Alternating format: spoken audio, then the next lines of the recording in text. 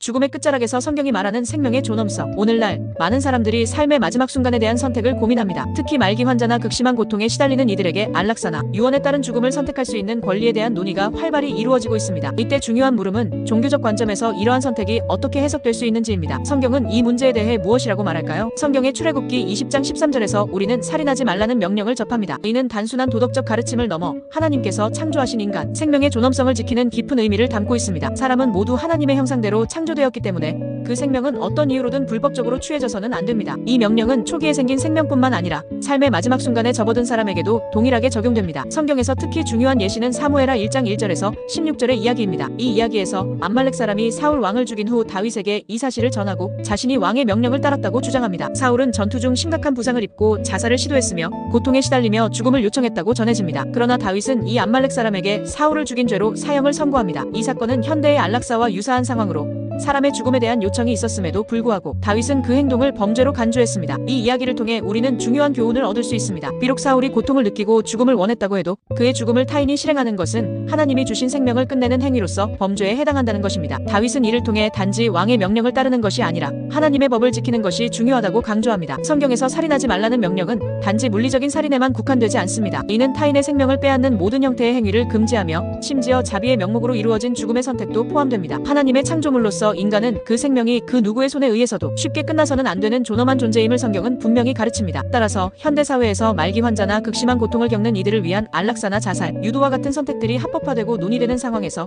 성경의 가르침은 우리에게 중요한 메시지를 전달합니다. 그것은 바로 인간 생명이 하나님에게서 온 선물이며 아무리 고통스러워도 그 생명을 인위적으로 끝내는 것이 하나님의 뜻에 어긋난다는 것입니다. 결론적으로 성경은 인간 생명의 존엄성을 강조하며 생명의 끝자락에서도 그 생명을 지키고 존중하는 삶을 살아가야 한다고 가르칩니다. 고통 속에서 죽음을 맞이해야 할 때도 인간은 하나님의 뜻을 따르며 그 생명을 존중해야 할 책임이 있다는 것을 기억해야 합니다.